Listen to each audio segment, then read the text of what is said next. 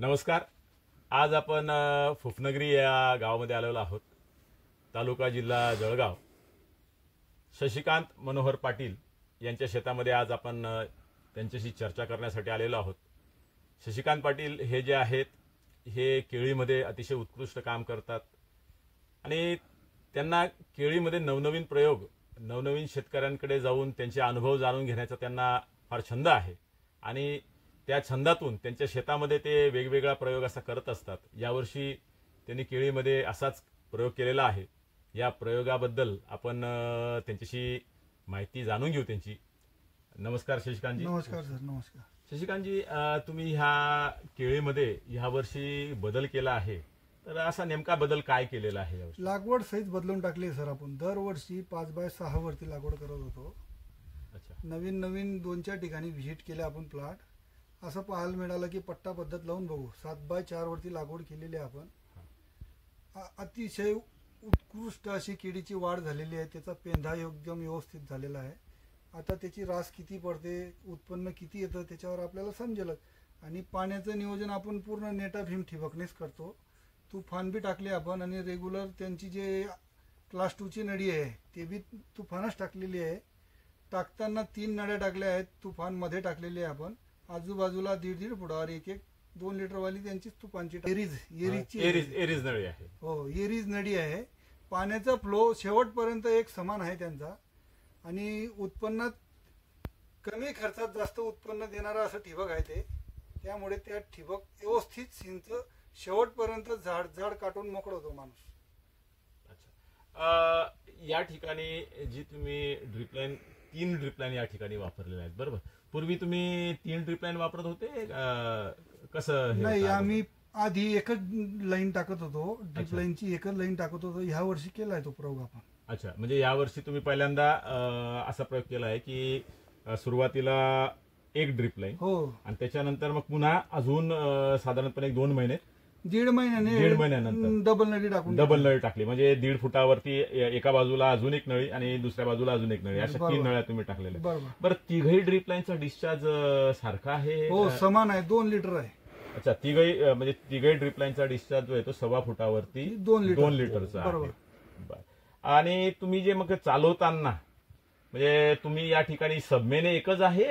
नाही, 2 लिटर जे आहे ते 12 mm जे आहे त्याला सबलाईन वेगळी आहे. जे तुफान जे टाकलेले आपण 16 mm मध्ये त्याला बी ठिबक वेगळी, सबलाईन वेगळी. त्याला 2.5 इंची सबलाईन दिलेली आपण. अच्छा. त्याचे व्हाल वेगळे आहे. हे 2 जे 12 mm लॅटर टाकले त्याला त्याचे सबलाईन 2 इंची आहे.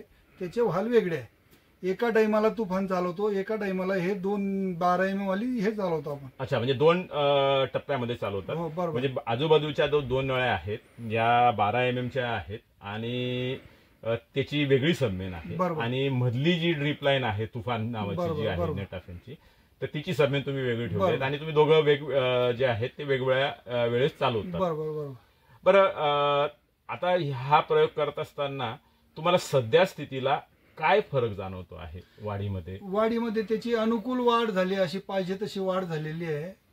त्याचा गुच्छा वगैरे कुठे दिसत नाहीये आणि पानं सुद्धा त्याचे ड्रॉप होत नाहीये. शेवट 1-2 पान कुठे कुठे गेलेलं आहे. आता इतर ठिकाणी प्लॉट बघतोय मी माझा बी 5x6 वरती एका ठिकाणी 4-4 पानं ड्रॉप होऊन गेलेली. 4-4 पानं ड्रॉप होऊन गेले. आणि या ठिकाणी तुमचे एकट दुक्कट पान कुठेतरी हे झालेलं दिसतंय. म्हणजे हा जो फरक आहे हा तुम्ही जे अंतर वाढवलेलं आहे आणि जे ड्रिपलाईन ज्या तुम्ही हे केलेले आहेत त्याच्यामुळे जाणवत आहे. बरं, आता बुंध्याची साईज, केळीची जी समान किंवा ज्याला आपण न थांबता जी वाढ होते आहे हे पाहून तुम्हाला काय वाटतं की या प्रयोगाचं जे हे आहे म्हणजे रिझल्ट जो आहे तो कसा येईल असं वाटतंय? अतिशय उत्कृष्ट असा रिझल्ट येईल त्याचा. पेंद्याची साईज वगैरे बी चांगली आहे आणि अपेक्षित उत्पन्न जास्तच येणार आहे या प्लॉटमध्ये. किती अपेक्षित वाटतं तुम्हाला? अगोदर किती घेत होते? आणि याच्या अगोदर आम्ही सिंगल लॅटराईन टाकत होतो. 28ची 27ची अशी रास पडत होती. यावर्षी 30-32च्या वरतीच रास जाईल आमची असा अंदाज दिसतोय. म्हणजे पूर्वी तुम्ही 28च्या आसपास 27-28ची रास घेत होते, बरोबर. आता तुम्ही 32च्या वरती जाणार. म्हणजे साधारणपणे 30% वरती तुम्हाला एका झाडामागे 4 किलोने वेट वाढणार आपला. वा, वा. एका झाडाला 4 किलोच्या वरती Weight वाढणार. वजन येणार आहे. हो. म्हणजे खूप चांगलं उत्पादन तुम्ही या ठिकाणी घेणार आहेत. तर मला एक सांगा की आतापर्यंत जो घेतलेला अनुभव आहे, म्हणजे आता एक जवळपास 6 महिने होत आले या केळीला, तर ह्या अनुभवातून तुम्ही तुमचे जे इतर शेतकरी बांधव आहेत, गावातले असतील किंवा परिसरातले असतील, तर त्यांना तुम्ही काय मेसेज देऊ इच्छिता? नाही, त्यांना तर मी तर आमच्या गावातील जेवढी बी मंडळी आहे, जे केळी बागायतदार आहे, त्यांना सांगतो की नेटा फेमस ठिबक टाकायची, दुसरी लोकल टाकू नका. शेवटपर्यंत बांधाचं एकही झाड तुमचं वाया जाणार नाही एवढी गॅरंटी आहे. त्यामुळे त्यांना सांगतो मी नेटा फेम म्हणजे नेटा फेम. बरं, तुम्ही नेटाफेम एवढ्या म्हणजे ताकदीने बोलतात, म्हणजे कंपनीची मंडळी कदाचित एवढं ताकदने बोलणार नाही, पण तुम्ही नेटाफेमच घ्या असं शेतकऱ्यांना आवर्जून आव्हान करतात ते. तर नेटाफेमच का बरं? नेटा फेमचं गणित एक आहे सर, मी सांगतो तुम्हाला.